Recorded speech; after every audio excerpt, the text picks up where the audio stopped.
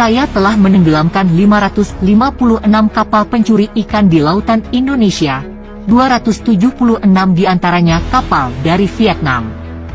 Saya tahu mungkin terdengar aneh jika menteri seperti saya memiliki kebijakan yang begitu tegas terhadap penangkapan ikan ilegal. Tapi bagi saya, ini adalah panggilan hati. Namun, mari kita mulai dari awal. Saya lahir pada tanggal 15 Januari 1965 di Pangandaran, Jawa Barat. Ayah saya, Haji Ahmad Karlan, dan ibu saya, Hajah Suhlasminah, berasal dari Jawa Tengah.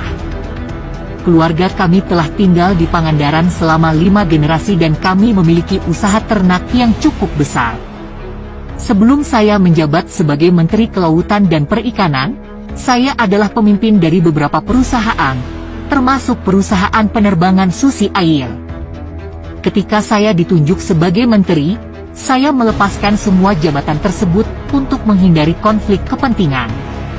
Saya ingin memberikan yang terbaik dalam menjalankan tugas saya. Pada saat dilantik, saya menghadapi banyak kritik dan kontroversi. Saya terlihat mengisap rokok dan memiliki tato, dua hal yang tidak biasa bagi seorang menteri. Namun, saya tidak peduli dengan kritik tersebut. Saya ingin fokus pada pekerjaan saya dan membawa perubahan positif dalam bidang kelautan dan perikanan. Salah satu upaya terbesar saya adalah memberantas penangkapan ikan ilegal. Saya tidak segan-segan untuk menenggelamkan kapal-kapal yang terbukti mencuri ikan di perairan Indonesia. Selama rentang waktu November 2014 hingga Agustus 2018, sebanyak 488 kapal pencuri ikan ditenggelamkan. Banyak kapal bendera Vietnam yang ikut terkena dampak, diikuti oleh Filipina, Thailand, Malaysia, dan negara lainnya. Dampak dari kebijakan agresif ini sangat besar. Stok ikan Indonesia meningkat sebesar 5,4 juta ton, atau sekitar 76% dalam 2 tahun. Ekspor ikan juga mengalami peningkatan yang signifikan. Langkah ini mendapat respons positif dan negatif dari berbagai pihak. Bagi saya, yang penting adalah hasil yang kami capai.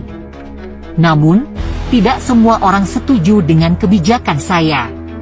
Beberapa orang berpendapat bahwa saya harus lebih fokus pada peningkatan ekspor perikanan daripada menenggelamkan kapal. Saya mendengar kritik mereka, tetapi saya tetap berpegang pada keputusan saya.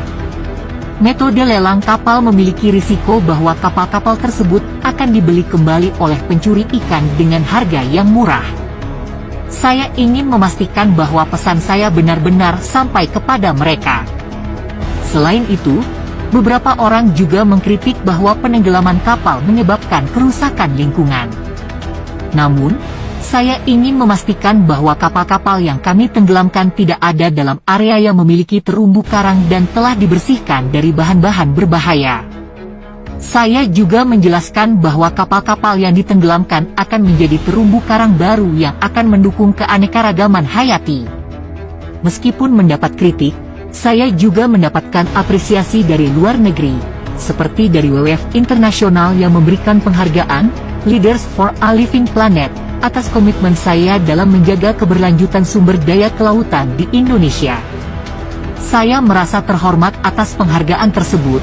Tetapi yang paling penting bagi saya adalah melihat hasil nyata yang kami capai.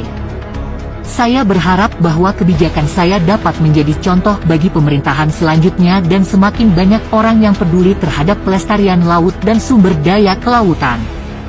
Saya ingin mendorong putra-putri bangsa ini untuk ikut berperan dalam membangun Indonesia yang lebih baik, terutama dalam bidang kelautan dan perikanan. Mari kita bersama-sama menjaga masa depan laut kita dan mewariskannya kepada generasi mendatang.